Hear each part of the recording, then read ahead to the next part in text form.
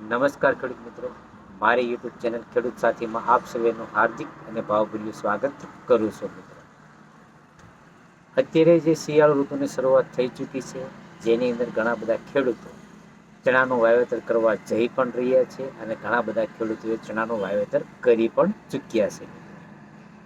હવે આ ચણાના વાવેતરની અંદર આપ સૌ જાણો છો કે પ્રથમ પિયત જ્યારે ચણાનો છોડ ઉગી ગયા પછી 21 થી 28 દિવસના આળેગાળે આપણે આપીએ છીએ. હવે મિત્રો, જ્યારે બીજું પિયત કરવાનું હોય છે ત્યારે મિત્રો તમારે એ પણ વાતનું ધ્યાન રાખવાનું છે કે જ્યારે 35 થી 40 દિવસનો છોડ થતો હોય અને ફ્લાવરિંગ અવસ્થા આવવાની શરૂઆત થતી હોય ત્યારે મિત્રો આપણે બીજું પિયત આપી દેવાનું છે. મિત્રો, આ સમયે જો તમે પિયત આપશો તો સારું એવું ફ્લાવરિંગ બેસશે મિત્રો, અને ફ્લાવરિંગ ઓછું ખરશે, જેથી કરીને જે ફ્લાવરિંગ બેઠેલું હશે એનો પોપટો બનશે અને પોપટામાં દાણો બેઠતા આપણું ઉત્પાદન વધશે. જેથી કરીને જ્યારે 35-40 દિવસમાં ફ્લાવરિંગ આવવાની શરૂઆત હોય ત્યારે તમારે અવશ્ય પિયત કરવું આવશ્યક બનશે. હવે આ પિયતની અંદર જે ખેડૂત મિત્રો પ્રથમ પિયતની અંદર મેન્કોઝેબ અને કાર્બનડિઝમ જે ફૂગનાશક ન વાપર્યું હોય તેવા ખેડૂત મિત્રો આ બીજા પિયતમાં ફૂગનાશક તરીકે મેન્કોઝેબ અને કાર્બનડિઝમ વાપરી શકે છે.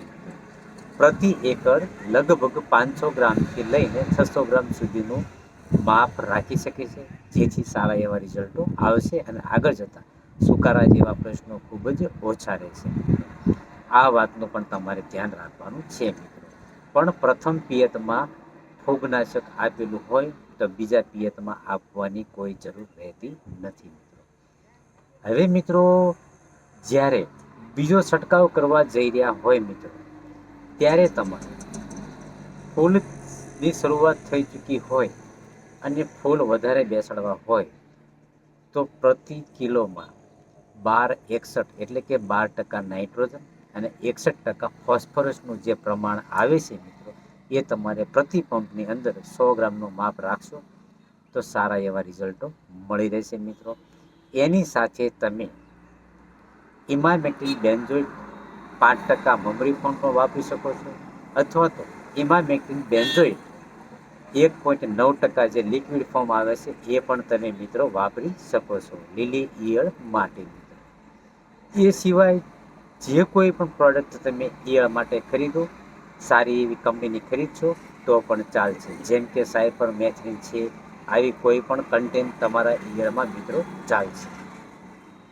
હવે 12-61 પ્રતિ પંપ 100 ગ્રામ અને ઈયળનું જે કોઈ માપ રાખવાનું આવે, જેમ કે મમરી ફોર્મ ઇમામેક્ટિન બેન્ઝોઇટ 5%, 8 થી 10 ગ્રામ રાખો. 1.9% ઇમામેક્ટિન બેન્ઝોઇટ છે, જે 25 યા તો 20 ml નું માપ રાખો. એ રીતે મિત્રો માપ રાખીને તમારે છંટકાવ કરવાથી સારા એવા રિઝલ્ટો મળી રહેશે. મિત્રો, હવે મિત્રો, જે ખેડૂત મિત્રો પ્રથમ પિયતમાં ફૂગનાશક અને બીજા પિયતમાં ફૂગનાશક ન વાપરવા માંગતા હોય તેવા મિત્રો મેન્કોઝેબ અને કાર્બનડિઝમ જે ફૂગનાશક છે તે મિત્રો પ્રતિ પંપની અંદર 30 ગ્રામ અથવા તો 35 ગ્રામનું માપ રાખીને છંટકાવ કરશે તો પણ સારા એવા રિઝલ્ટો મળશે. મિત્રો, એનું કારણ એ છે કે આ જે ફૂગનાશક છે મિત્રો તે સિસ્ટમેટિક રીતે કાર્ય કરશે અને કોન્ટેક્ટ રીતે પણ કાર્ય કરશે. મિત્રો, સિસ્ટમેટિક રીતે એટલે કે આપણા છોડની અંદર એ બંને કન્ટેન્ટ રગે રોગમાં ઉતરશે અને જે ફૂગ હશે તેની ઉપર નિયંત્રણ કરશે, અને કોન્ટેક્ટમાં જે ફૂગ જ્યારે આપણો સ્પ્રે થતો હોય ત્યારે કોન્ટેક્ટમાં આવશે એનું ઉપર પણ નિયંત્રણ કરશે. પણ મિત્રો, જે ખેડૂતો સ્પ્રે પંપની અંદર જે આ ફૂગનાશક વાપરવા જઈ રહ્યા છે તેવા ખેડૂતોને એવી મારે ભલામણ છે કે જે મિક્સ માઇક્રોન્યુટ્રન ખાતર એટલે કે 12-61 છે વગેરે જેવા મિક્સ માઇક્રોન્યુટ્રન ખાતરો જો પ્રતિ પંપમાં છંટકાવ કરવા માંગતા હોય તો એની સાથે આ જે ફૂગનાશક કન્ટેન્ટ છે તે મિશ્રિત કરવાથી થોડી ઘણી આડઅસર ઊભી થાય છે.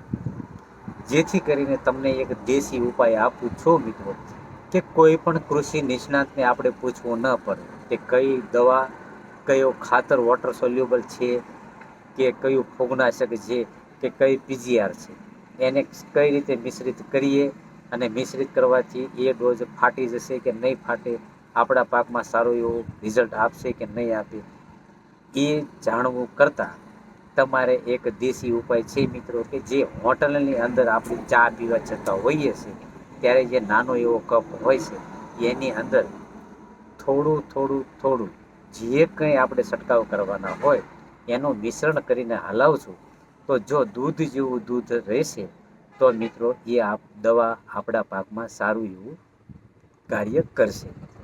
અને જો દહીં ગોળે ફાટી જશે તો મિત્રો સમજી લેવાનું કે એ દવા આપણા પાકમાં સારું એવું કાર્ય નહીં કરે.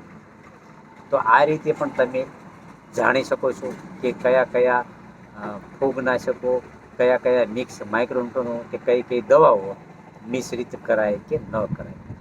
તો આવી રીતે તમે બીજા પિયતમાં અને બીજો ડોઝ કઈ રીતે છંટકાવ કરવો અને કેવા લાભ મળશે મિત્રો, એ પણ તમે સારી રીતે આ વિડીયોના માધ્યમ દ્વારા જાણી ચૂક્યા હશો.